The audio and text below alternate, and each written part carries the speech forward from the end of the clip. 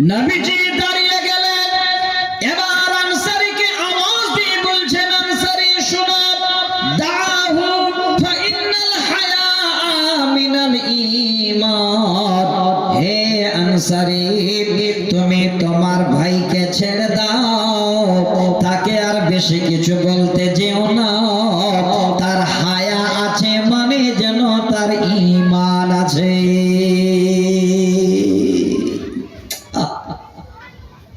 আমরা যদি নিতে পারি কতটা কাজে দেবে আজকে আপনার উপলব্ধি করবেন। বক্তব্য যখন শেষ হবে সেই টাইমে উপসংহার আপনারা কি পাবেন খালি একটু অপেক্ষা করেন। এবার আল্লাহর রাসূল বলছেন, বলো না ভাই, তাকে ছেড়ে দাও, তার লজ্জা আছে, হায়া আছে মানে তার ঈমান আছে। এটা দামি কথা পেলাম। এই হায়া যাদের থাকবে, লজ্জা যাদের থাকবে, তার ঈমান থাকবে। তাহলে এবার লজ্জার সঙ্গে একটা দামি সম্পদ আমাদের যোগ হলো, সেটার নাম হলো ঈমান।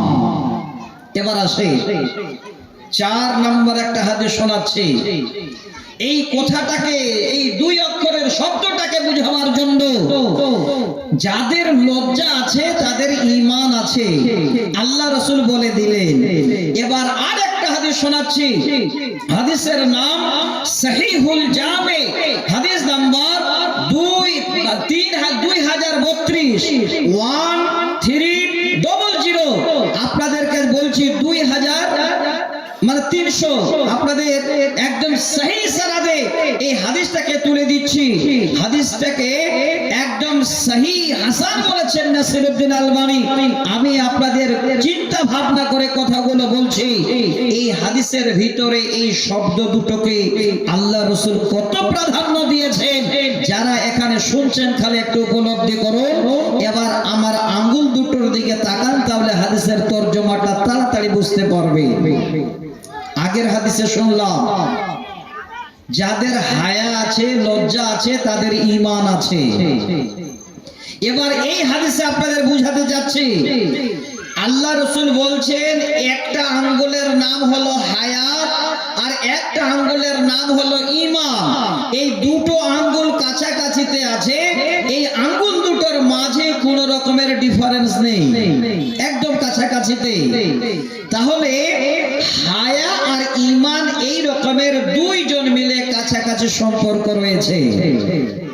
যাদের হায়া থাকবে তাদের ঈমান থাকবে, যাদের ঈমান থাকবে না তাদের হায়া থাকবে না। কত দামি! এবার হাদিসের ইবারতটা বলছি। আল্লাহর নবী বলেন, আল হায়াউ ওয়াল ঈমানু কুরিনা জামিয়া। এই কুরিনা শব্দের মানে হলো কাছাকাছি। নবীজি বলেন, হে পৃথিবীর উম্মত, হায়া, লজ্জা আর ঈমান এই দুটো হলো একদম পারস্পরিক সম্পর্ক, দুইজন এই রকমের কাছাকাছি। এবার দুটো এই কাছাকাছিতে আছে, তারপরের শব্দটা শুনলে আপনার যেন বিবেকে খেয়াল করবে। নবীজি বলেন, ফাইজা রুফিয়া আহাদুহুমা, এই দুটোর মধ্যে একটা যদি কারো না থাকে, মনে করেন আপনার ঈমান নাই, তাহলে এবার হায়া কি হবে, লজ্জা কি হবে?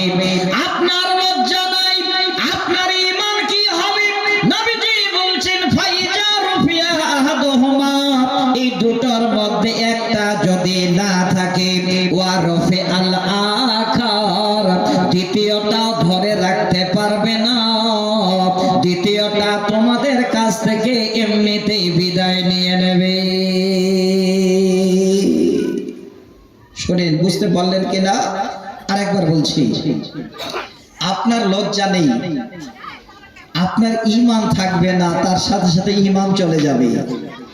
আপনার ঈমান নেই, আপনার লজ্জা থাকবে না, বেলজ্জা হবে মানুষের সামনে। আপনি যত কথা শোনেন মনে হবে কে কি বলছে, বলতেই থাক, আপনার হায়াই হবে না। তাহলে কত দামি সম্পদ আজকে আমাদের জন্য লজ্জা একটা ইসলামের আপার লেভেলে ইমানের সিফাত আজকে নারী পুরুষ উভয়কে আমি শোনাবো ইনশাআল্লাহ। এবার 5 নাম্বার হাদিসটা প্রথমে পড়েছিলাম, সেই হাদিসটার তরজমাটা করে সোজা রাস্তায় এবার আমি হাঁটবো আমার বিষয়টাকে নিয়ে, আরো ভালো লাগবে ইনশাআল্লাহ। তবে শোনেন 5 নাম্বার হাদিস সহিহ মুসলিমের 35 নাম্বার হাদিস।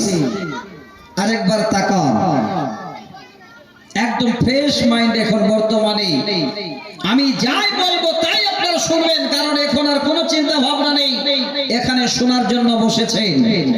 আমার দিকে আরেকবার তাকান। এর আগে দুটো আঙ্গুল দেখিয়েছিলাম, এবার একটা আঙ্গুল দেখাচ্ছি খুব সুন্দর করে বুঝাবার জন্য। এই আঙ্গুলটা দাঁড় করিয়েছি, মনে করেন ঈমান শব্দটা আমরা শুনলাম, ঈমান শব্দটা আমরা লিখি দীর্ঘই ময়াকার দৈন্তান্ন ঈমান, উর্দুতে লিখি আলিফ ইয়া মিম আলিফ নুন ঈমান, একদম ছোট শব্দ। এই শব্দটার শাখা প্রশাখা কতগুলো, হাদিসটা যদি আমরা সত্যিতেই বুকে ঈমান রেখে শুনি তো আমরা নিজেরাই চিন্তা করব। দেখবেন একটা বাঁশ যখন বের হয় উপর দিকে চলে যায়, এবার আস্তে আস্তে আস্তে আস্তে কঞ্চি চারিদিকে বের হয়, হয় না ভাই? এই হাদিসটাকে আল্লাহ রাসূল এই ঈমানটাকে বোঝাতে চাচ্ছে যে ঈমান কথাটা একটা এই রকমের লম্বা, মনে করুন একটা বাঁশ, আর তার শাখা প্রশাখা কতগুলো। আর এই হাদিসে আল্লাহ রাসূল দুটো শাখা প্রশাখার কথা বলেছে, এটাই আপনাদের আগে একটু বুঝিয়ে দিই। নবীজি বলছে আল ঈমানু বিজউন ওয়া সাবউনা আও বিজউন ওয়া সিত্তুনা শুবাতান।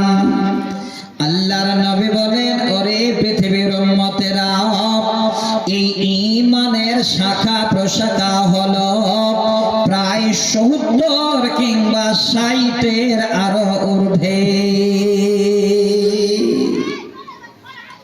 ঈমান কথাটা ছোট, কিন্তু ঈমানের শাখা প্রশাখা 70 বা 60 ঊর্ধ্বে আল্লাহ রাসূলের জবানে শোনাচ্ছি। এবার সম্পূর্ণটাই হাদিসে বর্ণনা হয়নি, দুটো শুধু ঈমানের শাখা আল্লাহ রাসূল হাদিসে বলেছেন। এই দুটো কি? এবার আঙ্গুলটা দেখেন, সব থেকে মাথায় যেটা আছে সেটা, আর সব থেকে যেটা গোড়ায় আছে সেটা, এই দুটো শাখা আল্লাহ রাসূল এই হাদিসে বলেছে। কি কি শুনেন। এবার আপার লেভেলের শাখা হলো, নবীজি বলছেন ফা আফজালুহা ক্বাউলু লা ইলাহা ইল্লাল্লাহ। এক নম্বর ঈমানের আপার লেভেলের শাখাটির নাম হলো যারা লা ইলাহা ইল্লাল্লাহ পড়ে নিল, লা ইলাহা ইল্লাল্লাহ মেনে নিল, যারা লা ইলাহা ইল্লাল্লাহ জবানে পড়ে অন্তরে জায়গা দিয়ে দিল। এক নম্বর ঈমানের শাখাটি হলো লা ইলাহা ইল্লাল্লাহ। আর সব থেকে নিম্নে মানের শাখাটি নবী বলেন ওয়া আদনাহা ইমাতাতুল আযা আনিত তারিক। কথাটা ভালো করে শোনেন, কত দামি কথা নবী বললেন। নবীজি বলেন, ওরে উম্মত, রাস্তার কষ্টদায়ক বস্তুকে টেনে ফেলে দেওয়া, সরিয়ে দেওয়া। মনে করেন আপনি রাস্তা দিয়ে যাচ্ছেন, একটা কাঁটা পড়ে আছে, যদি সরিয়ে দেন, একটা গিটির টুকরো পড়ে আছে, যদি রাস্তা থেকে সরিয়ে দেন, একটা বস্তু পড়ে আছে, ভাবছেন মানুষের পায়ে লাগলে ক্ষতি হবে, আপনি যদি সব সরিয়ে দেন, সেখান থেকে হটিয়ে দেন। আল্লাহ নবী বলছেন, হে আমার উম্মত, ঈমানের সব থেকে নিম্নে মানের শাখাটির নাম হলো কষ্টদায়ক বস্তুকে রাস্তা থেকে সরিয়ে দেওয়া। কি না শিক্ষা দিয়ে গেলেন আমাদের। এই ঈমান শব্দটাকে বুঝাবার জন্য হাদিসটা বলছি। তাহলে সব থেকে নিম্নে মানের শাখা হলো রাস্তা থেকে কষ্টদায়ক বস্তুকে টেনে ফেলে দেওয়া। এবার শেষের শব্দটা শোনাই, শেষে নবী বলছেন ওয়াল হায়াউ শুবাতুম মিনাল ঈমান। ওরে পৃথিবীর মানুষ, এই হায়া, এই লজ্জা হলো ঈমানের অঙ্গ। হ্যাঁ বীর ভাই, যেটা বিষয় আপনাদের আমি আজকে আলোচনা করতে যাই, লজ্জা, নবীজি বলছেন এই লজ্জা হলো তোমাদের ঈমানের অঙ্গ। এবার ঈমানের অঙ্গ হিসাবে একটা দামি অঙ্গ হলো লজ্জা। কত সম্পর্ক রয়েছে ঈমানের সঙ্গে এই লজ্জা। আজকে আমরা শুনি কিন্তু আমল করি না। কত বেহায়া বেলজ্জা দেখবেন। আমি একটা একটা করে দেখাচ্ছি আপনাদের। এবার তাহলে 5টি হাদিস শোনালাম শুধু আমার বিষয়টাকে আপনাদের তুলে দেওয়ার জন্য। বিষয়টার নাম কি বললাম? হেডলাইন লজ্জা। এবার আরো শুনেন, কথাটা তো ছোট, 2টা অক্ষর দিয়ে লিখলাম, অথচ একটা অক্ষরের সঙ্গে একটা অক্ষর যুক্ত করে লিখানো আছে লজ্জা। একদম ছোট, কিন্তু এই ছোট অক্ষর, এই লজ্জার আবার 2 কিসিম। লজ্জা হলো 2 প্রকার, আমরা সবাই জানি না। যথেষ্ট মেহনত করে আপনাদের জন্য আমি তৈরি করে কাগজে নোট করেছি যে আজকে এই জায়গাটাতে আমাকে আসতে হবে। আমার ভাইজানদের, যিনি আমার বন্ধুদের, আজকে এই রকমের একটা পয়েন্ট নিয়ে কথা বলতে হবে যেন 1-1.5 ঘন্টা ভাইরা শুনে কমপক্ষে নিজের জন্য কিছু তারা নিয়ে যেতে পারেন। তার জন্য মেহনত করেছি বন্ধু, শুনবেন। এবার লজ্জা হলো 2 প্রকার। 2 প্রকার, সবাই জানি না, আমি বলে দিচ্ছি। 1 নাম্বার লজ্জা হলো ফিতরি হায়া, যাকে বাংলায় বলা হয় প্রকাশ্য লজ্জা। 2য় নম্বর হলো ঈমানি লজ্জা, ঈমানি হায়া। ঈমানি লজ্জা কাকে বলা হয়? আপনার ঈমান আছে, কোন একটা কাজ করতে যাচ্ছেন, কাউকে নয়, যিনি আল্লাহ আপনাকে খাবার দিচ্ছেন, পরার দিচ্ছেন, এত বড় অক্সিজেন দিচ্ছেন, একটা কাজ করতে গিয়ে হঠাৎ করে অন্যায় কাজে হাত দিতে যাচ্ছেন, বাধা প্রাপ্ত হলেন, আল্লাহ কেউ না দেখলো তুমি দেখতে পাচ্ছ, সেখান থেকে বেঁচে যাওয়াটাই হলো ঈমানি লজ্জা। আপনাদের দলিল দেব, আমি কোনো মুখের কথা আগেই বলেছি নয়, কোরআন এখানে আছে, আমি হাদিস আপনাদের সামনে তুলে দেব। এবার বলবেন মাওলানা হাদিস তো আমরা কিছুই বুঝি না, হাদিসের হল জানি না।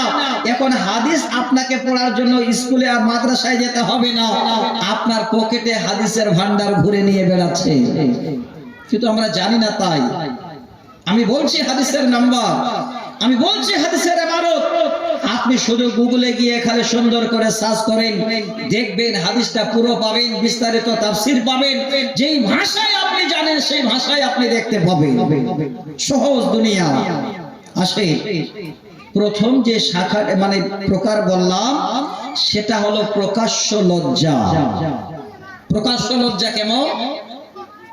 সাতর ছুপানা।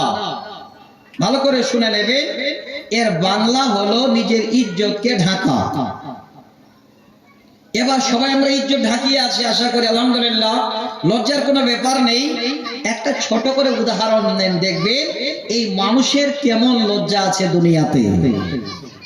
মনে করে আপনি বড় মানুষ হয়ে গেছেন, জ্ঞানী গুণী হয়ে গেছেন, আপনার লজ্জা না হলে বিক্রি করে দিয়েছেন, কিন্তু একটা ছোট বাচ্চাকে দেখেন তার লজ্জা কত। 1-1.5 বছরের একটা বাচ্চা, আপনি গোসল করবেন, বাচ্চাটাকে আদর করে নিয়ে গেলেন, ভাবছেন যে বাচ্চাটাকে আমার সঙ্গে গা গোসল করিয়ে দেব।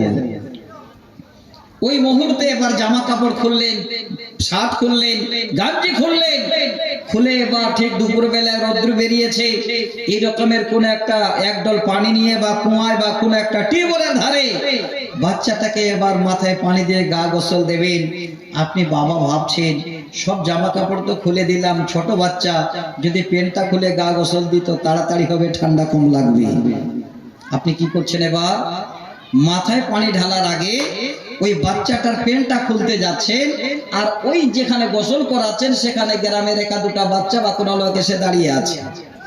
আচ্ছা দেখেন মিলান, ওই ছোট বাচ্চাটা বাবার দিকে দেখবে না, ওই যে লোকগুলো দাঁড়িয়ে আছে তার দিকে দেখছে যে আমার বাবা পেন খুলছে, যে আমাকে দেখে হাসবে। তখন বাবা নিচে পেন টানছে আর ছেলেটার ওভার ধরে উপরে টানছে, পেনটা খুলতে দেবে না লজ্জায়। বলুন ঠিক না ভুল বললাম? একটা ছোট বাচ্চা, সেও যেন লজ্জা করছে যে আমাকে দেখবে আর হাসবে, এই জন্য পেনটা টেনে ধরছে, খুলতে দেয় না। আল্লাহু আকবার। ছোট একটা বাচ্চারও লজ্জা আছে। এবার প্রকাশ্য লজ্জা বুঝাতে যাচ্ছি। আমার মা, আমার বোন যারা এখানে বসে আছেন কোরআন শোনার জন্য, ভালো করে শুনে নিন, আর বেশি টাইম নেই। আল্লাহ হায়াতে রাখলে এই ফেব্রুয়ারির 18 তারিখে দিন গিয়ে রাতে সাহারি খাবেন, 19 তারিখের প্রথম রোজা, সেদিন থেকে মায়েদের কোরআনের উপর চলবে চাপ। বলুন ঠিক না ভুল বললাম? 11 মাস কোরআনটাও দেখবে না খুলে।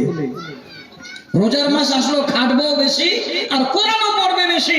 আমার মা, আমি আয়াতটা বলছি, যদি কারো ঘরে বাংলা কোরআন থাকে তাহলে সুন্দর করে এই আয়াতটাকে ভুলবেন না, মনে রাখবেন। আর ওই টাইমে যখন পড়তে যাবেন তো সূরাটা নাম বলছি, আয়াত নাম্বার বলছি, আপনারা বের করে দেখবেন যে আমি যে কথাটা বললাম, প্রকাশ্য লজ্জা মানুষ কিভাবে পায়, কিভাবে লজ্জিত হয়, আমি তার উদাহরণ দিচ্ছি আল্লাহর কোরআন থেকে। আরেকবার নাম বলি, সূরাটার নাম হলো সূরা আল আরাফ, আয়াত নাম্বার 22। আমি 33 নম্বর আয়াত পড়ে রেখেছি, সেটা পরে তাফসীর হবে ইনশাআল্লাহ, কথা হবে। আমি 22 নম্বর আয়াত এবার শোনাচ্ছি। মা দেখেন প্রকাশ্য লজ্জা মানুষ কিভাবে পায়। ছোট করে বলতে গেলে এখানে অনেক টাইম লাগবে। আল্লাহ পৃথিবীর বুকে একজন মানুষ সৃষ্টি করেছিলেন, একদম সর্বের সেরা, সব থেকে প্রথম মানুষ যিনি বানিয়েছিলেন, একবার তিনার নামটা চট করে বলেন। কি নাম? হযরতে আদম আলাইহিস সালাম। একটু বললে ভালো লাগতো। এবার সেই লোকটার নাম আরেকটা আছে, আবুল বাশার। এবার বলবেন যে আবুল বাশার তার মানে আমাদের গ্রামেও আছে সে নাকি? না। আবুল বাশার কাকে বলা হয়? আব মানে হলো বাবা, আর বাশার মানে মানুষ, মানুষের বাবা। যিনি পৃথিবীর বুকে সমস্ত মানুষের বাবা হিসাবে চিহ্নিত, তিনি হলেন হযরতে আদম আলাইহিস সালাম। ছোট করে শোনাচ্ছি। আল্লাহ সুন্দর করে তিনাকে বানালেন, রূহ দান করলেন, থাকার জায়গা যেমন তেমন নয়, সরাসরি জান্নাতে আল্লাহ জায়গা দিলেন। এবার একাই আছে, ভালো লাগছে না বলে দাঁড়াও, বাম পাঞ্জরের হাড় থেকে এবার একদম সহি বুখারী মুসলিমের হাদিস, তিনার জীবন সঙ্গিনীকেও আল্লাহ বানিয়ে দিলেন। দুইজনে জান্নাতে। কি জান্নাত, কত দামি সম্পদ, কত দামি জায়গা।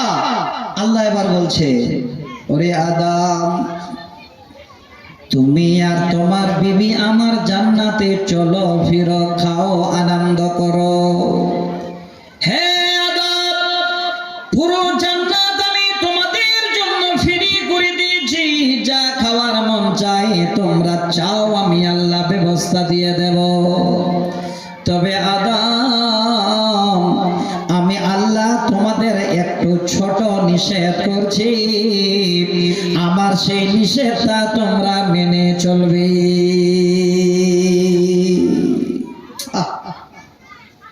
শরীয়ত বর্তমানে, কোরআন হাদিস বর্তমানে যেগুলো নিষেধ করছে, 100-র মধ্যে 95টা লোক সেগুলোই করছে।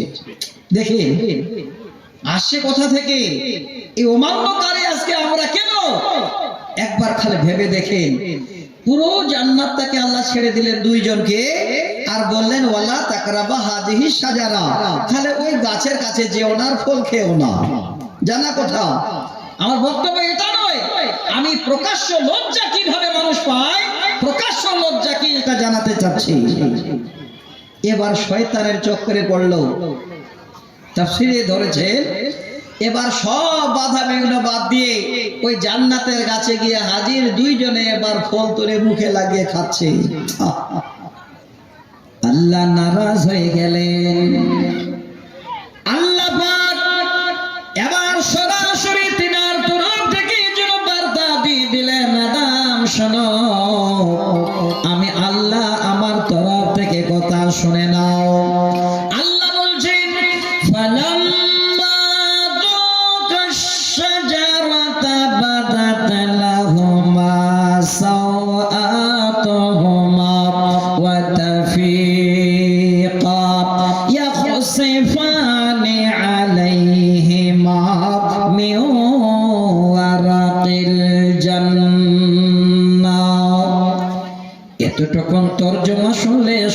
শিউরে উঠবে। আল্লাহ পাক আওয়াজ দিয়ে দিলেন, হে আদম ওরে হাওয়া, আজকে আমার কথা অমান্য করার কারণে, জান্নাতের গাছের ফল খাওয়ার কারণে, বাদাত লাহুমা সাওয়াতুহুমা ওয়া তাফিকা, আমি আল্লাহ তোমাদের শরীরটাকে বিবস্ত্র করে দিলাম। আমি আল্লাহ আমার জান্নাতের পোশাক দিয়েছিলাম, সেই জান্নাতের পোশাক আমি আল্লাহ তোমাদের কেড়ে নিলাম। এত সুন্দর জান্নাত, খাচ্ছে ফিরছে ঘুরছে, জান্নাতি রেশমি পোশাক তাদের গায়ে। এই কথাটা অমান্য করার কারণে আল্লাহ সর্বপ্রথমে জান্নাত থেকে তাদের ওই জান্নাতি লেবাসগুলোকে খুলে নিলেন। দুইজনে উলঙ্গ। দেখেন তাফসীর, আমি দলিল দিলাম সূরা আল আরাফ 22 নম্বর আয়াত। এক অপরের দিকে তাকাতে পারে না, এত লজ্জা পেয়েছে। কি করবে? আল্লাহ পাক বলেন, ইয়াকসিফানি আলাইহিমা মিন ওয়ারাকিল জান্নাত, সেই লজ্জাকে নিবারণ করার জন্য, লজ্জাকে ঢাকার জন্য আবার জান্নাতের গাছের পাতাগুলো টানে, জান্নাতের গাছের পাতা টেনে টেনে আবার তারা তাদের লজ্জাস্থান ঢাকা। পোশাক আল্লাহ কেড়ে নিয়েছেন। এতটুকুর কথা অমান্য করার কারণে এবার তারা গাছের পাতা টেনে তারা লজ্জাস্থান ঢাকাচ্ছে। এত লজ্জা পেয়েছে, এক অপরের দিকে তাকাতে পারে না। প্রকাশ্য এত বড় লজ্জা তাদের, আল্লাহর জান্নাতের পাতা টেনে তারা লজ্জাস্থান ঢাকাচ্ছে। আমার মা, হে বাপ, আজকে আমার বিষয়টাকে একটু মাথায় রাখবেন। বর্তমানে এখন 12 হাতের লম্বা শাড়ি পরার পরেও আমার মায়েরা তাদের পুরো বডি ইজ্জতকে ঢাকিয়ে রাখতে পারে না। মিলান, আজকে আমার মায়েদের পুরো বডিটাই হলো ইজ্জত, অথচ 12 হাত লম্বা শাড়ি পেয়েছে। কত দামি টাকা দিয়ে তারা কিনে নিয়ে এসেছে, আমার মায়েরা তারা তাদের ইজ্জতকে ঢাকিয়ে রাখতে পারে না। স্টাইলের শেষ নাই, লজ্জা খেয়ে ফেলেছে। দেখে একটা কবিতা শোনায়, আপনাদের ভালো লাগবে। এত ঘর কোলের কারবার, মেয়েদের জামাতে কলার, ছেলেদের গলে দেখে হার, কি ভাইয়া দেখায় কি সুন্দর, এত ঘর কোলের কারবার, এত ঘর কোলের কারবার, মেয়েদের জামাতে কলার, ছেলেদের গলে দেখি হার, কি ভাইয়া দেখায় কি সুন্দর, এত ঘর কোলের কারবার। মেয়ে এখন হইল পুরুষ, হাতে লয় না চড়ি, গায়ে তাদের নাই ব্লাউজ, পরতে চায় না শাড়ি। মেয়ে এখন হইল পুরুষ, হাতে লয় না চড়ি, গায়ে তাদের নাই ব্লাউজ, পরতে চায় না শাড়ি। দেখো বোরকা পরিয়া, সাইনবোর্ড দে যে উল্টাইয়া, ফেস কাটিং দেখায় কি সুন্দর, এত ঘর কোলের কারবার।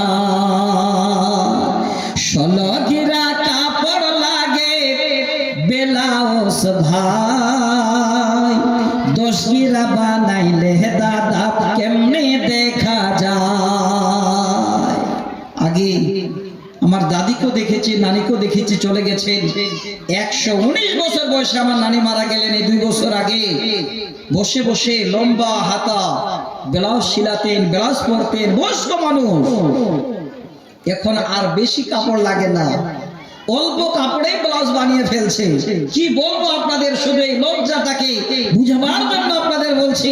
কবি তাই বলছেন, 16 গিরা কাপড় লাগে ব্লাউজ ভাই, 10 গিরা বানাইলে দাদা কেমনে দেখা যায়। যে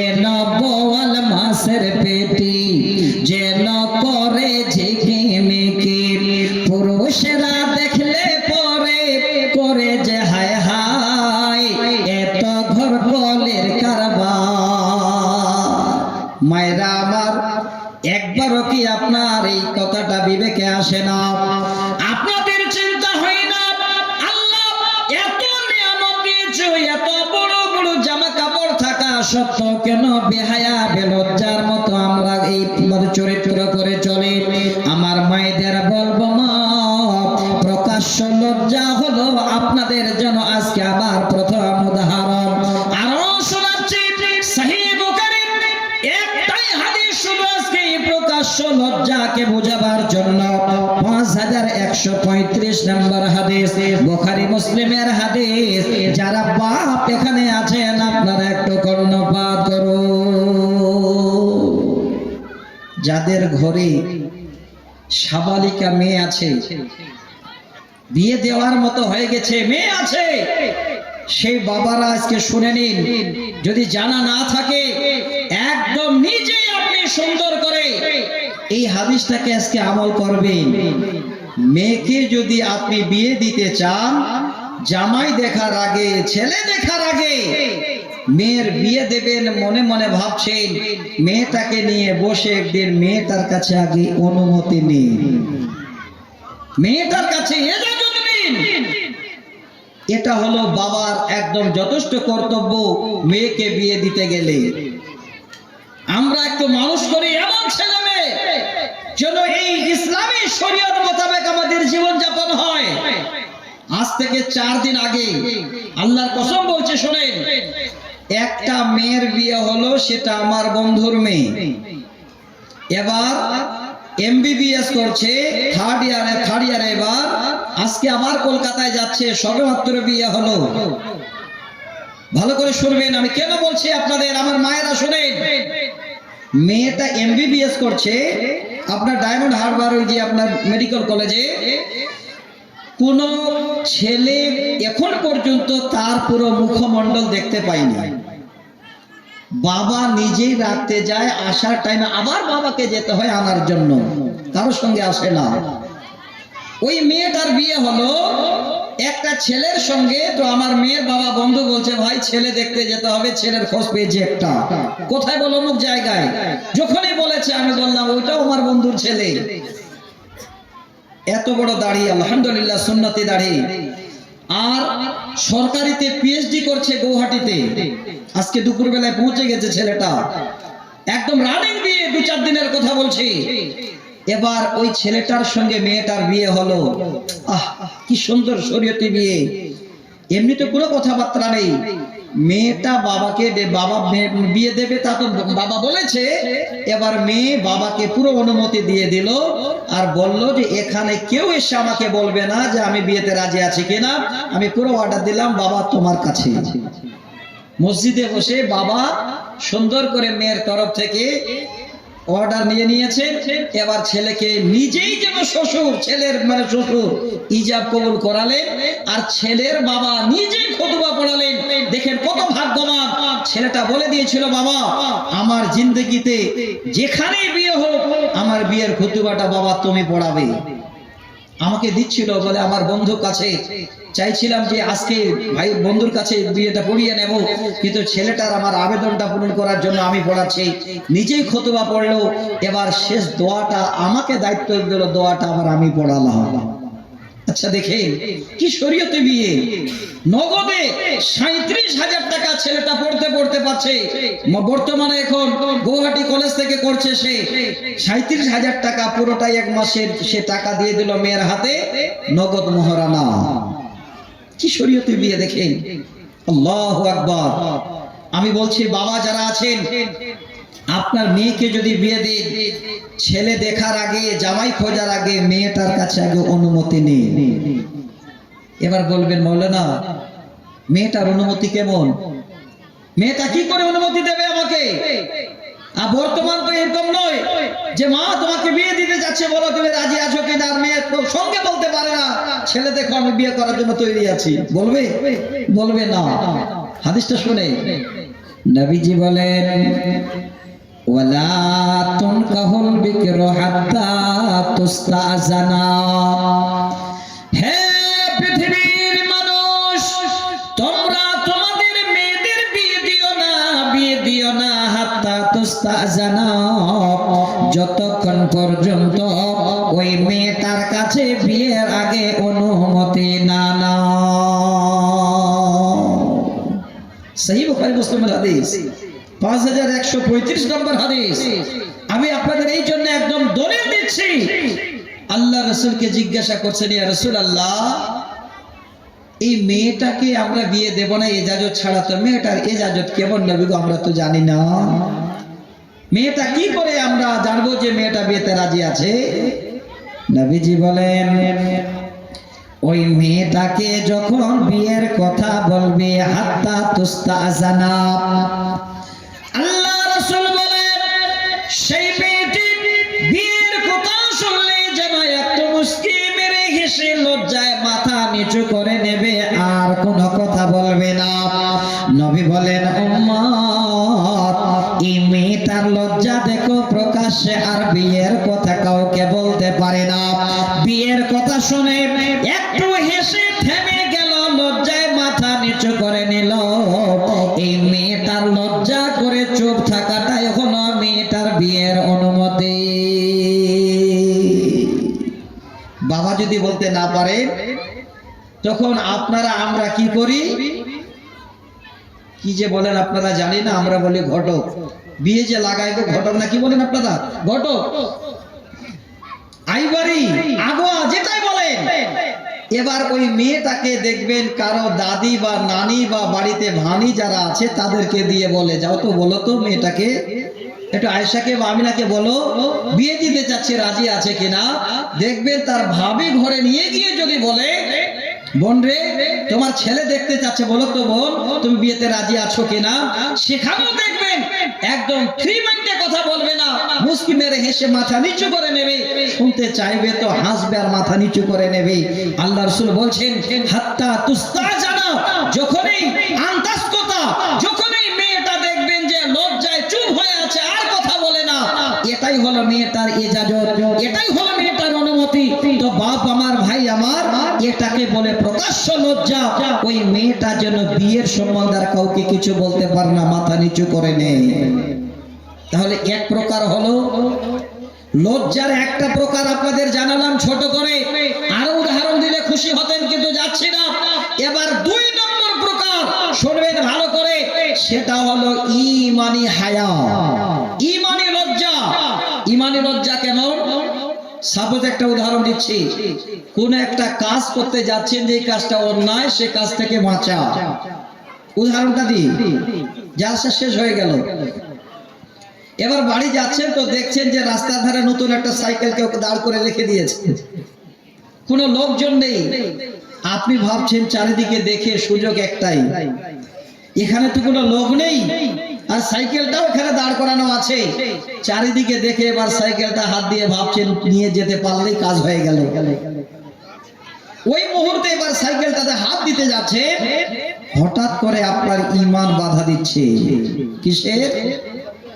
ওরে মন, এখানে সাইকেলের মালিক নাই, দেখতে পাই না, কোন মানুষজন নাই, দেখতে পাই না, তবে যিনি পৃথিবীর সৃষ্টি করেছেন, রাত দিনে ঘুমান না, যিনি আমাকে বানিয়েছেন, আমাকে চলার জন্য শক্তি দিয়েছেন, তিনি আমার রব, তিনি আল্লাহ, তিনি কোনোদিন ঘুমান না।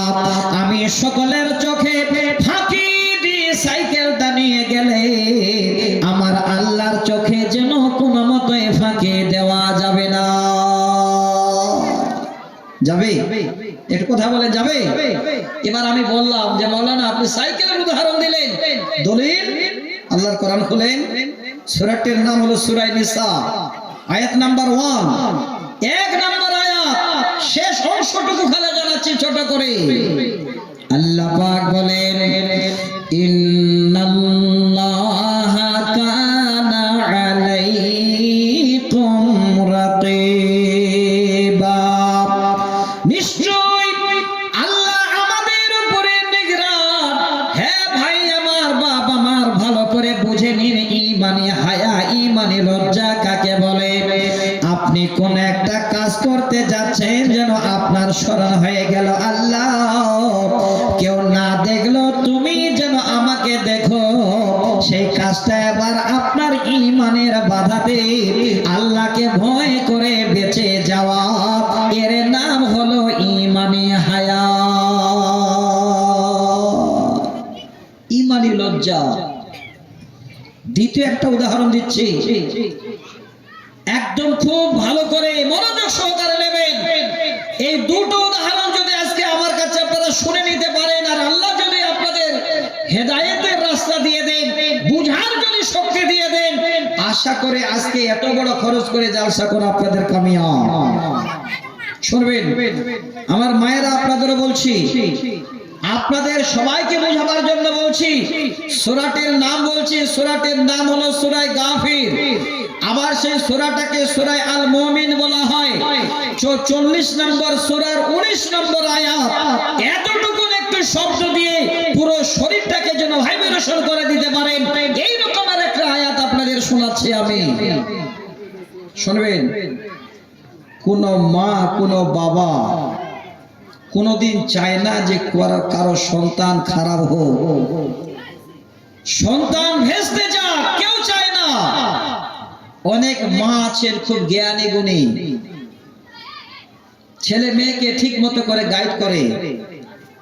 এবার জালসার দিনে আপনার ছেলে মেয়ে কলেজ পড়ুয়া মেয়ে, তাকে নিয়ে আসছেন, আপনি আছেন, আপনার মানে ওয়াইফ আছেন, আপনার সন্তান সন্ততিকে নিয়ে আসছেন।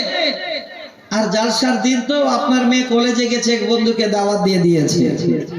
শুনবেন ভালো করে, ওই বন্ধু এবার রাস্তায় এসে দাঁড়িয়ে আছে যে দাওয়াত যখন করেছো তো যাই। বান্ধবী দাওয়াত করলে বন্ধু আসবে না, এটা কি আর হয়? যেটা বর্তমান শোনাচ্ছি। দোকানদারের কাছে এসে রাস্তা ধারে দাঁড়িয়ে আছে, আর মেয়েটা আসছে, তার ছোট ভাই ছোট বোন তার মা বাবা একসঙ্গে আসছে। আস্তে আস্তে সামনে দেখছে ওই কলেজ পড়ুয়া বন্ধু একদম দোকানের কাছে রাস্তায় দাঁড়িয়ে আছে আমার জন্য। মেয়েটা চিন্তায় পড়ে গেল, আমার সঙ্গে আমার মা আমার বাবা আমার ছোট ভাই ছোট বোন আছে, আর আমার বন্ধুর সামনে আমার একদম দাঁড়িয়ে আছে, এখন কিভাবে তার সঙ্গে কথা বলি? হে দিনী ভাই, হে যুবতী বোনেরা, শোনেন ভালো করে।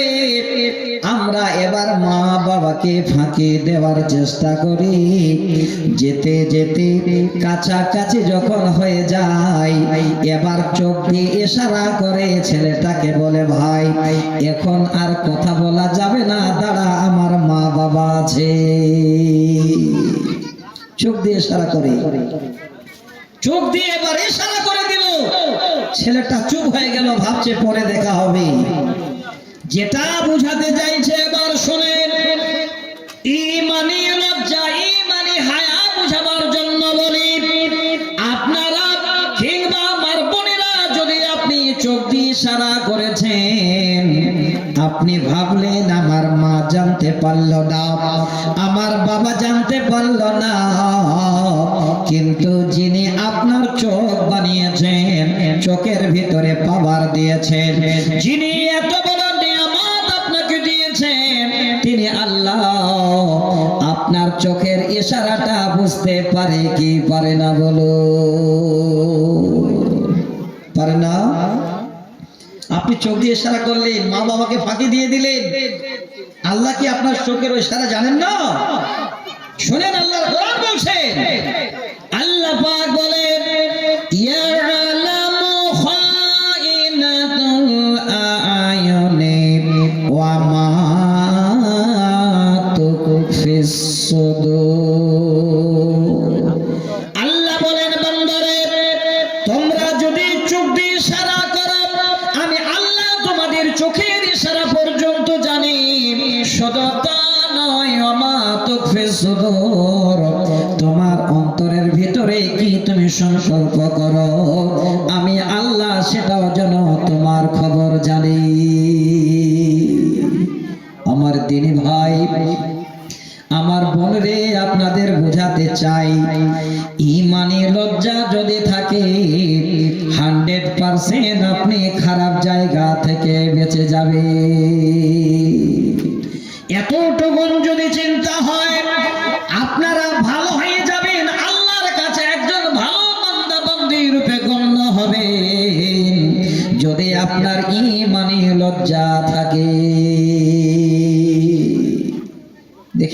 দামি কথা। আমি আপনাদের খুঁটিনাটি করে বোঝার জন্য বলছি। যে ভাইরা দাঁড়িয়ে আছেন, সুযোগ থাকলে ভাই বসে যান। এই সময়টা চলে গেলে আর ফিরে আসবে না বন্ধু। এই সময়টা গেলে আর কিয়ামত পর্যন্ত কোনোদিন খুঁজে পাওয়া যাবে না।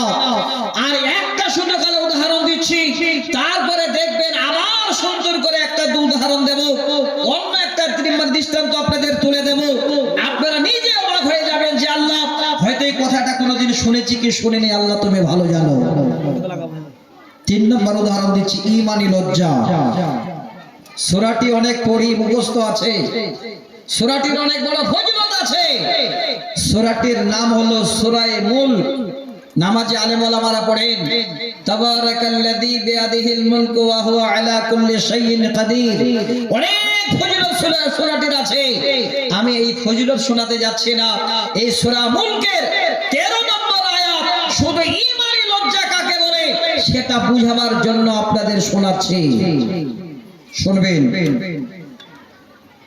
আপনার ছেলে আপনার মেয়ে বাড়িতে আছে, পড়াশোনায় ভালো, আপনি গাইড করছেন ঠিক করে যে আল্লাহ আমার ছেলেটাকে মেয়েটাকে ঠিক করে যদি গাইড করি, আগামী দিনে যেন একটা ভালো ভবিষ্যৎ দেখতে পাবো।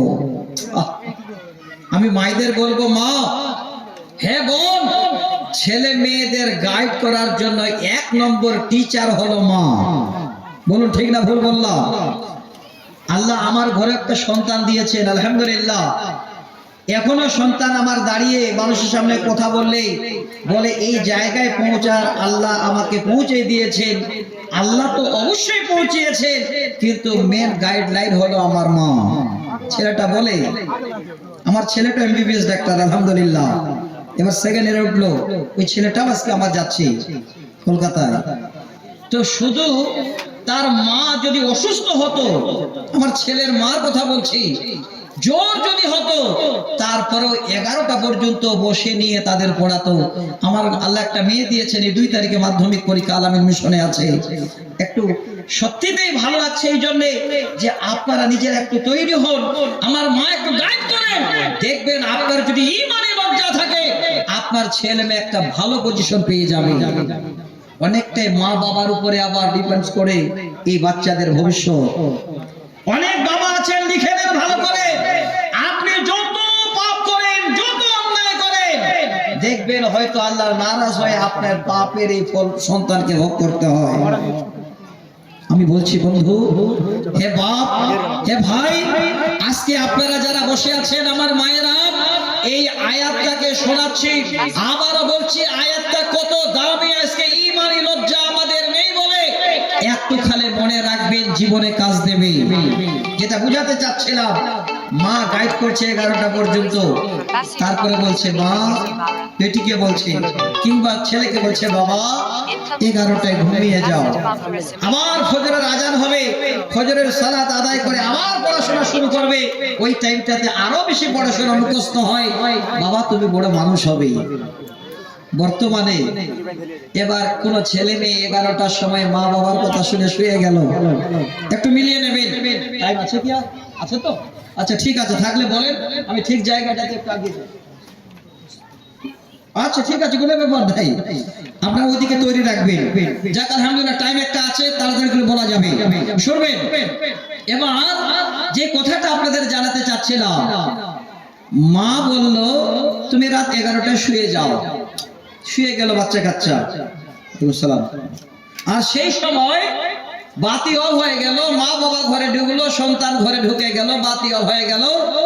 মা বাবা মনে মনে ভাবছে ছেলে আমার ঘুমাচ্ছে, মেয়ে আমার ঘুমাচ্ছে, কিন্তু বর্তমান শোয়ার পরে একটাও ছেলে মেয়ে ঘুমায় না, তারা বিল্লির বাচ্চা নিয়ে টাইম কাটাচ্ছে। বলুন কি সেটা? একটু কথা বলো, যেটা বুঝাতে চাচ্ছি আপনাদের, মোবাইল। এই কথাটা ঈমানি হায়া যেটা বুঝাতে চাচ্ছি। এবার বাতি অফ হয়ে গেল, কম্বলের ভিতরে ঠান্ডায় ঢুকে গেল, লেপের ভিতরে ঢুকে গেল। হ্যাঁ যুবক বন্ধু, ভালো করে শুনুন, বোনেরা আমার, আপনাদেরও বলছি শুনেন, আপনাদের জীবনের কল্যাণের জন্য বলি, ঈমানি লজ্জা কাকে বলে। এবার মোবাইলটা সাইলেন্ট করে দিয়ে সুন্দর করে বন্ধু বান্ধবীর সঙ্গে SMS চালু করে দিয়েছে। ধারণা কি? আমি যাকে SMS করছি আমার কথা সে জানছে আর তার কথা আমি জানছি। মোবাইলে তো কোনো আওয়াজ নাই, ঘরে তো আর কেউই নাই, এবার ল্যাপটপের ভিতরে আমি এই মোবাইলে কথা বলছি। আমরা দুইজন ছাড়া এখানে যেন আর কেউ জানতে পারে না।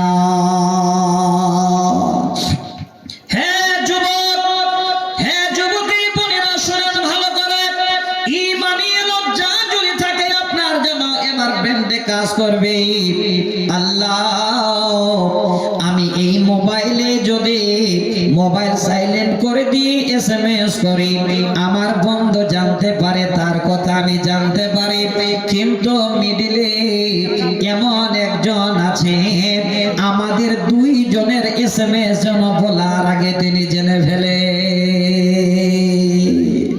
তিনি কে? আল্লাহু আকবার।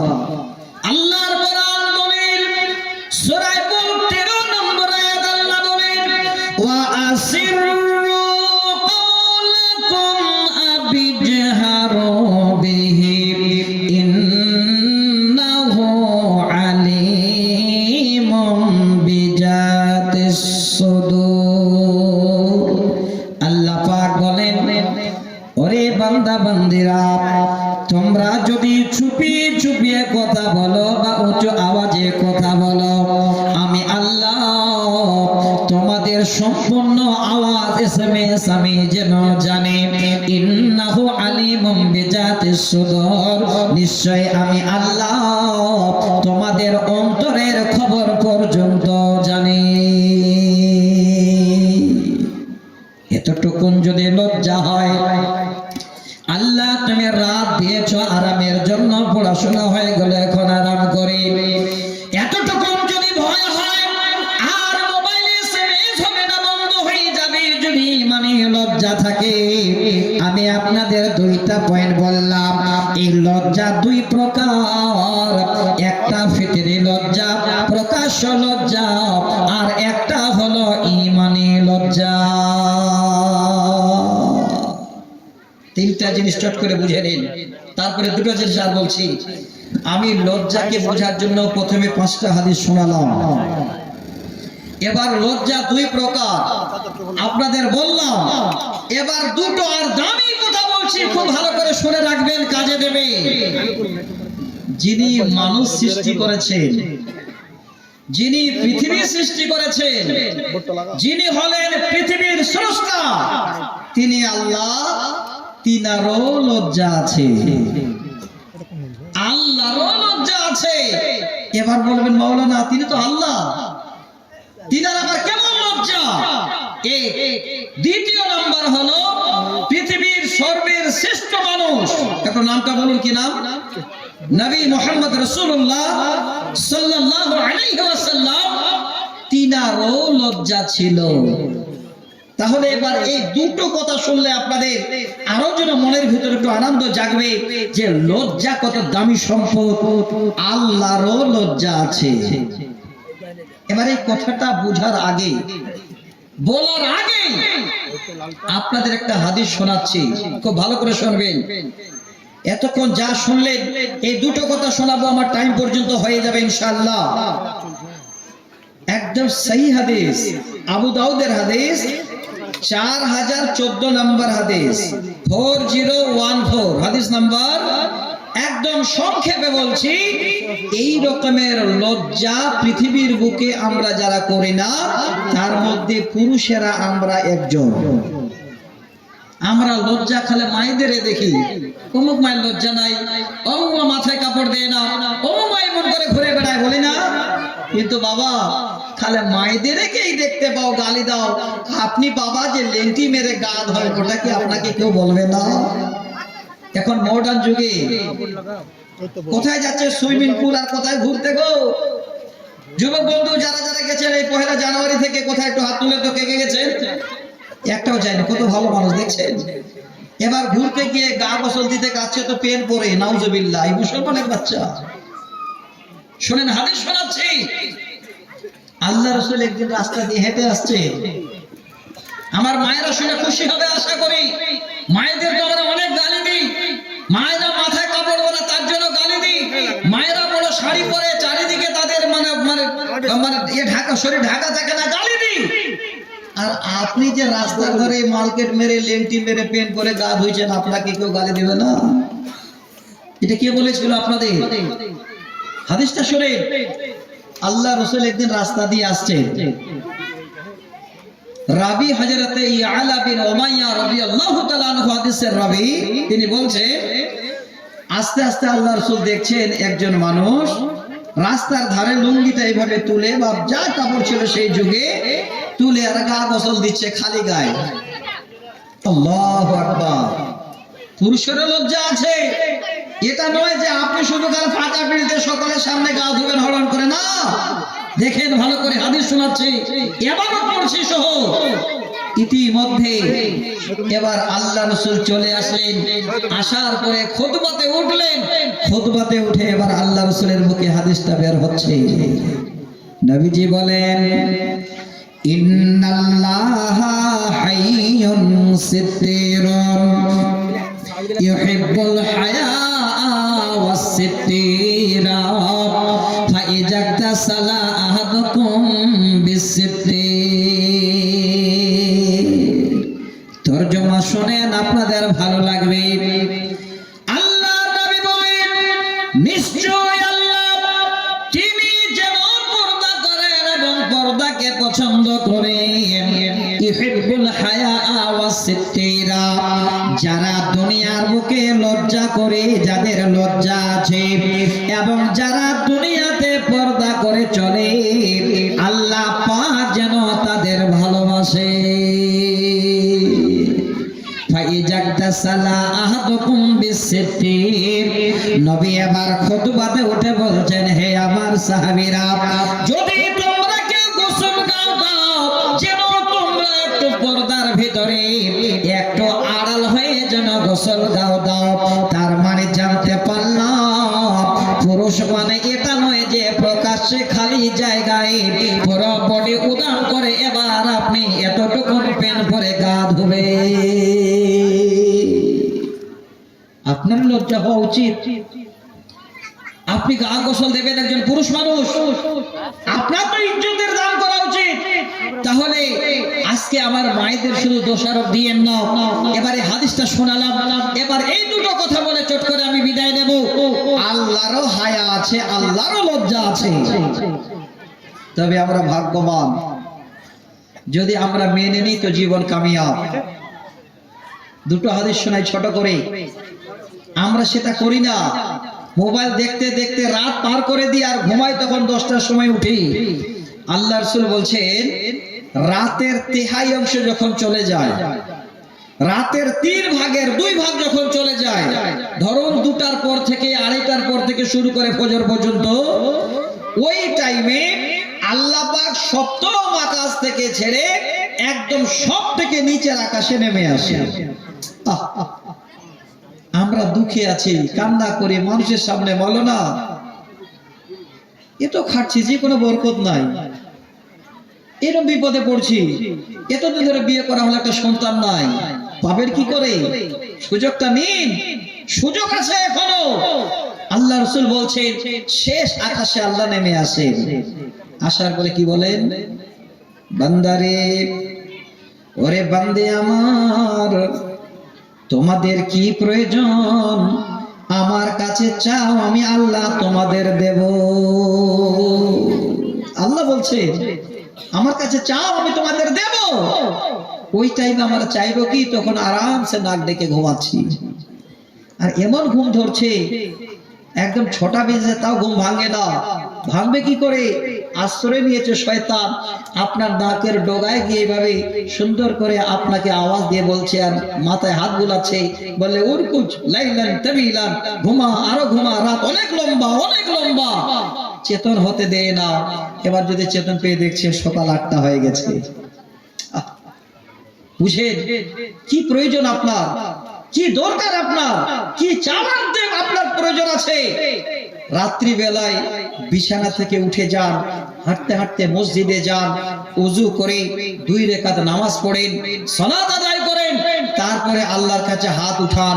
এমনও মানুষ আমরা এখানে আছি, একটা ভালো করে সবাই ছোট বড় শিক্ষা একটু নিয়ে যান, যদি জানা থাকে আবারও শুনে নিন। আজকে আমরা হাত উঠাই, কিভাবে আল্লাহর কাছে হাত উঠাতো আমরা পদ্ধতি জানি না। দেখেন, আমার দিকে তাকান, হুজুরের দিকে তাকাইয়েন না, আমার দিকে তাকান, আমার দিকে। হাত কিভাবে উঠাতে হয় আমি বলে দিচ্ছি। আল্লাহর কাছে চাওয়ার জন্য 3 কোয়ালিটির হাত, 3 পদ্ধতির উঠাবেন। মায়েরা আপনাদের বলছি, তাকান, যদি দেখতে পান। 1 নাম্বার, দেখি মসজিদে নামাজ পড়ার পরে কেউ দোয়া করে, মানে ভ্যারাইটিস কোয়ালিটির দোয়া, কেউ মাথা নিচু করে, কেউ এইভাবে করে, কেউ এইভাবে করে না। বলছি আমার দিকে তাকান, এইভাবে দোয়া করবেন। 1 নাম্বার, এই হাতের তালু দুটো সরাসরি আপনার মুখের সামনে এইভাবে। 1। দ্বিতীয় নাম্বার, হাতের তালু দুটো এইভাবে সরাসরি আকাশের দিকে দিয়ে আল্লাহর কাছে চাইবেন। 3 নাম্বার, যদি ভাবেন যে আল্লাহ আমার তাড়াতাড়ি প্রয়োজন, আল্লাহর কাছে ডুকরে ডুকরে কাঁদেন, আরে হাত দুটো এইভাবে করে যত দূর উপরে যায় এইভাবে দিয়ে মাথা নিচু করে ডুকরে ডুকরে কান্না করুন আর আল্লাহর কাছে চান। আল্লাহ বলছেন, বান্দা আমি সব থেকে একদম নিচের আকাশে নেমে আসি, যখন তোমরা কারো আমার কাছে চাও আমি আল্লাহ তখন তোমাদের চাওয়ার পূরণ করে দিই। এবার দ্বিতীয় হাদিসটা শোনাচ্ছি, একদম সহি সনদে, যার মধ্যে আজকে আমরা অনেক কিছু নিতে পারবো। আল্লাহরও লজ্জা আছে। দেখেন, প্রশ্ন করবেন যে আল্লাহর লজ্জা কিসে? হাদিস শোনাচ্ছি, নবী বলেন, ইন্নাল্লাহা হাইয়ুন কারীমুন আনা আস্তাহি মিনহুর রাসূল ইলাইহি ইয়াদাইহি আইয়ুরদাহুমা সিফরান খাইবাতাই। হাদিসের তরজমাটা শুনেন, আপনাদের কথাটা জানা হয়ে যাবে। নবীজি বলেন, নিশ্চয় আল্লাহ তিনি হাইয়ুন, তিনি কারীম। আল্লাহ রাসূল বলছেন, আল্লাহ পাক যেন বড় লজ্জা পায় যখন কোন আল্লাহর বান্দা আল্লাহর কাছে এই হাত দুটো এভাবে করে উত্তোলন করে, আল্লাহর কাছে যখন চায়, আইয়ুরদাহুমা সিফরান খাইবাতাইন। নবী বলছেন, আমার আল্লাহ সেই বান্দার হাত খালি হাত ফেরত দিতে যেন বড় লজ্জা পায়। আপনি চাইছেন, আমি চাইছি, আল্লাহর কাছে আমরা যখন চাই আল্লাহ পাক তখন আমাদের হাত খালি হাত ফেরত দিতে তিনি লজ্জা করে। তিনি আল্লাহ, তিনি লজ্জা আছে।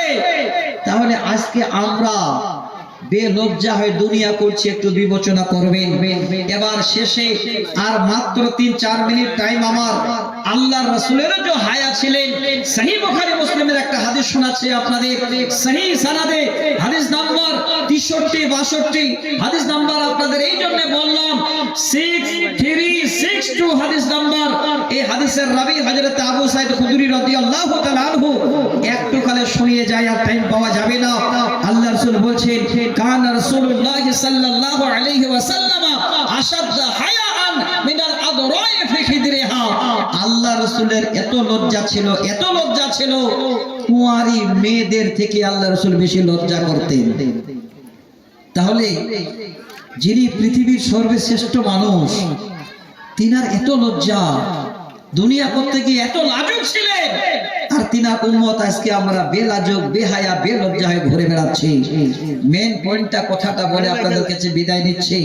একদম আর 2-4 মিনিটের মধ্যে হয়ে যাবে ইনশাআল্লাহ, ঠিক টাইমে আমি ছেড়ে দেব। আর একটা হাদিস পাশাপাশি লম্বা বলে দিই। আম্মা জান আয়েশা সিদ্দিকা রাদিয়াল্লাহু তাআলা আনহা হাদিসের রাবী, তিনি বলছেন, একদিন আল্লাহর রাসূল আমার কাছে আছেন, শুয়ে আছে। তো আল্লাহর রাসূলের শুয়ে থাকার কারণে একটু হাঁটুটা উদাম হয়ে আছে। আল্লাহ রাসূলের কাছে তিনার সব থেকে একজন জিগিরি দোস্ত, আবার হলেন শ্বশুর। একটু নামটা বলবেন, তিনি কে? হযরতে আবু বকর সিদ্দিক রাদিয়াল্লাহু তাআলা আনহু। দেখবেন এখান থেকে আমরা কিছু পয়েন্ট নিতে পারবো, আমাদের জ্ঞান অর্জন হবে। আবু বকর আসছেন আল্লাহর রাসূলের কাছে। আরেকবার বলবেন, জামাইয়ের বাড়ি থেকে আসে শ্বশুর। এবার বর্তমান আমরা যারা শ্বশুর বা যারা শ্বশুর হয়েছে, জামাইয়ের বাড়িতে যান তো আপনি মনে মনে ভাবেন জামাইয়ের বাড়ি মানে খোলা অর্ডার, কাউকে বলার না বলা ঠিক নাই, একদম হাতে মিষ্টি নিয়ে সরাসরি দরজা খুলে ঢুকে বলছেন কই গো বেটি। এতটা পাওয়া কে দিল আপনাকে যে আপনি সরাসরি একদম জামাইয়ের ঘরে ঢুকে গেলেন, জামাইয়ের বাড়ি ঢুকে গেলেন? আপনার মেয়েটা না হলে আপনার মেয়ে, কিন্তু আপনার মেয়ের ননদ তো আপনার মেয়ে নন, আপনার মেয়ের শাশুড়ি তো আপনার কেউ নন, মানে নিজস্ব ঘনিষ্ঠ মানে এরকমের কেউ নন, তিনি তো অবশ্যই পর্দার মানুষ। আপনি যাওয়ার আগে অবশ্যই আগে দাঁড়িয়ে অনুমতি নিন। দেখেন এই হাদিসটা থেকে একটু জ্ঞান নিয়ে আমরা হযরতে আবু বকর দরজায় গিয়ে দাঁড়িয়ে গেছেন, আওয়াজ দিয়ে বলেন ওগো নবী, আমি তোমার সঙ্গী তোমার শ্বশুর আবু বকর দরজায়। হে নবী, আজকের দিনে আমি আপনার কাছে যাওয়ার জন্য অনুমতি চাই, যদি অনুমতি দেন তো আমি আবু বকর যেন আজকে তোমার কাছে যাব। ইতিমধ্যে আল্লাহর নবী ইজাজত দিলেন, ওগো আবু বকর চলে আসেন। হযরতে আবু বকর ঢুকে গেলেন। ভালো করে হাদিসটা ভুলে যাবেন না, একটু বুঝে নেবেন। হযরতে আবু বকর ঢুকলেন, নবীর সঙ্গে কথোপকথন হলো। এবার আল্লাহর নবীর কাছ থেকে এবার আবু বকর বেরিয়ে গেলেন। নবী যেইভাবে শুয়েছিলেন ওইভাবে, হাঁটুটা উদাম হয়েছিল ওইভাবেই যেন হাঁটু উদাম হয়ে আছে। শেষ হাদিস, টাইম হয়ে যাবে, 2 মিনিট টাইম। কিছুক্ষণ বাদে আর একজন শ্বশুর আসলেন, দ্বিতীয় খলিফা, কি নাম বলেন?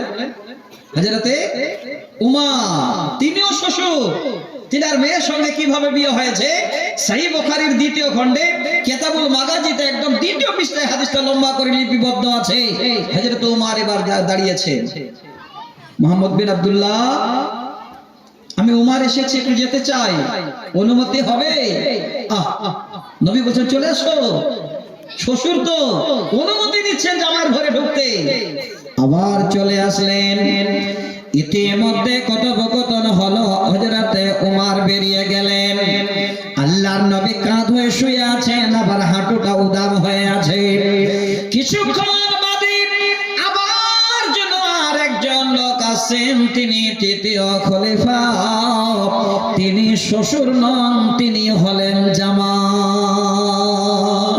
কি নাম বলেন? হযরত ওসমান গনি রাদিয়াল্লাহু তাআলা আনহু, যাকে জিন্নুর রাইন বলা হয়। আল্লাহর নবী দুইটা মেয়ে হযরত ওসমানকে দিয়েছিলেন। হে ভাই আমার, যারা জামাই ভালো করে শুনে নিন, বর্তমানে জামাই শ্বশুর বাড়ি যায়, শ্বশুরের দেওয়া বাইক, কবিতাটা শুনেছেন কোনোদিন আমার? শুনেননি? বাইকটা দিচ্ছে শ্বশুর মশাই, আব্বা দিচ্ছে তেল, ইউটিউবে অনেক পাবেন আপনারা। আমি গিয়েছি, কিন্তু আজকে কবিতা বলবো না, খুব ভালো লাগছে আপনাদের পরিবেশটা, শুধু কোরআন হাদিস শোনাচ্ছি। ইতিমধ্যে এবার কি হলো, হযরত ওসমান গিয়ে দাঁড়িয়ে গেছে, আর আমরা জামাই শ্বশুর ঘরে একটা মোটরসাইকেল ঢুকিয়ে দিয়ে কেউ না দেখতে পেলেও শালিটা আগে দেখতে পাবে, নাকি বলেন? হযরত ওসমান বলেন, আমি দাঁড়িয়ে গেলাম, আওয়াজ দিয়ে বলছি, ইয়া রাসূলুল্লাহ, আমি ওসমান আপনার সঙ্গে দেখা করতে চাই, অনুমতি যদি হয় তো যাব। আল্লাহর নবী বলেন, ওসমান চলে এসো। হযরত ওসমান যখন ঘরে ঢুকলেন, নবীজি আমার উঠে বসে গেলেন। হাঁটুটা উদাম ছিল, এইভাবে করে নবী পুরোটাই ঢাকিয়ে নিলেন। কথা বলে চলে গেলেন। মহিলা মানুষ তো। হযরত আয়েশা নবীকে প্রশ্ন করলেন, নবী গো, আমার আব্বা যখন আসলেন শুয়ে থাকলেন, আপনার হাঁটুটাও যেন একটু করতে ঢাকালেন না। হযরত ওমর ঢুকলেন, তারপরও হাঁটু দাম আপনি যেন শুয়ে থাকলেন, কোন মতে হাঁটুটা যেন এতটুকুন কাপড় টানা দিলেন না। নবী, আমি জানতে চাই, ওসমান গনি যখন ঢুকলো, আপনি কেন তাড়াতাড়ি উঠে বসে আবার হাঁটুটা ঢাকিয়ে নিলেন? বুখারীর হাদিস শুনেন, আল্লাহর নবী বলেন, আয়েশা, আনা আস্তাহি মিন রাজুলিন ওয়া তাস্তাহি মিনহুল মালায়েকা। হে আয়েশা, শোন ভালো করে, আজকের